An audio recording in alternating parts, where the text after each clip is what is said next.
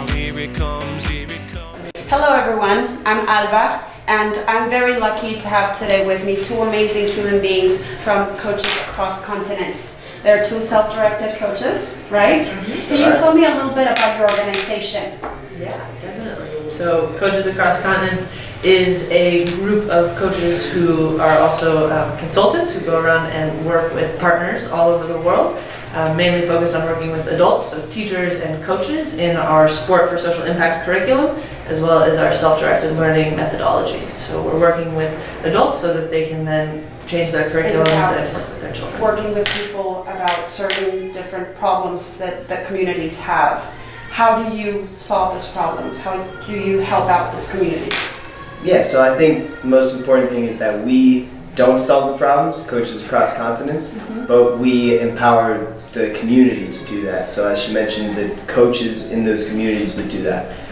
The special thing about us is the games that we use which allow that to happen. And as Emily alluded to, she played a game that had half of the people frozen in the game and half of the people could play in a normal football match. And through that game there was conversations about who feels isolated in the community, how does that happen, how can we fix those problems, and in that game people are able to talk with each other about when does that happen and what we can do in order to change that.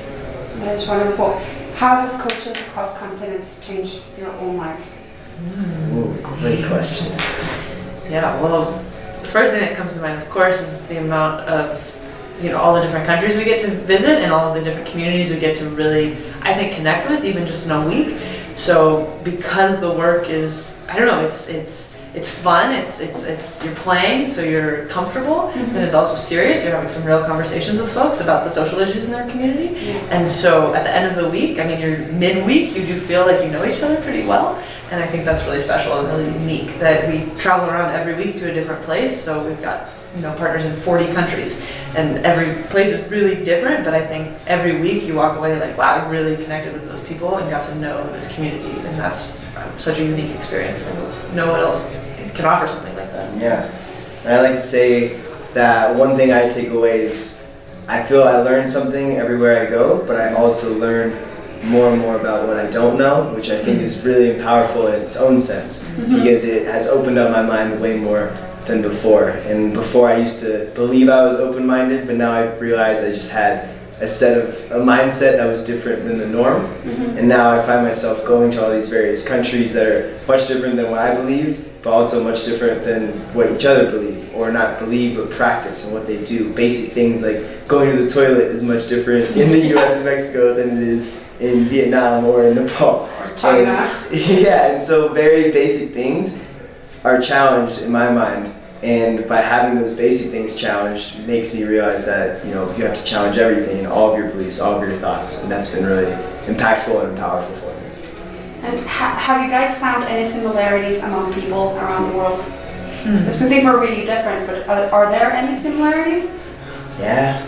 That people have beliefs that they're steeped in, and they think, well, I'm right, or my way is the best way, or also the way it's always been done is the way we should continue to do it. And I think that's something you see everywhere, and like we said, we do it ourselves. I think we all do it. I think it's very human. And again, what I love about our work is we're trying to ask some questions to get people wondering, well, why do I do that? And asking ourselves all the time, why do I do that way? Do I have to do it that way? And trying to choose something different. That's a common thread everywhere.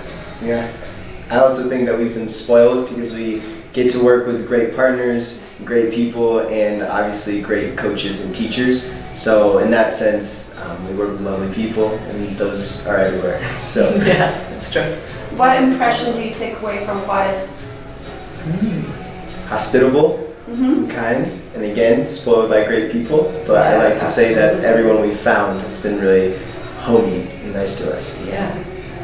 What I mentioned earlier that was unique, I think, is what we're just talking about, like groups that are, or just people in general that are very like, oh, this is how it's done and this is how we do it, but something unique here in Juarez has been teachers, I'd say, who are a little more quick to question and wonder and think, oh, maybe we could ask our students questions instead of telling them what to do. And they are kind of believing like, oh, it would be good if the kids were also asking questions and the kids weren't just thinking, oh, I'll do it like my parents did it, or I'll do it because the music video said I should do it that way, or whatever it is, right? Like the kids are asking questions as well, and the teachers here at Juarez, I think, are really bought into that philosophy of self-directed learning in a way that we don't see everywhere, so it's really cool. I'd also like to add one more thing that we both found really lovely is that FC Bravos Juarez.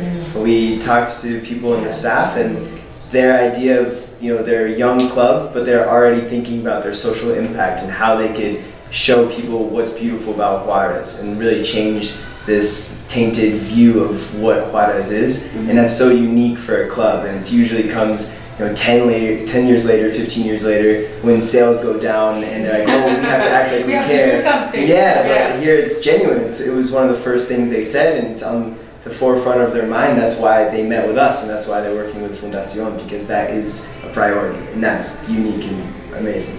It's huge. Thank you so much, guys, for Thank being you here so with us much. at Technology Hub. Thank you. And we are connecting minds.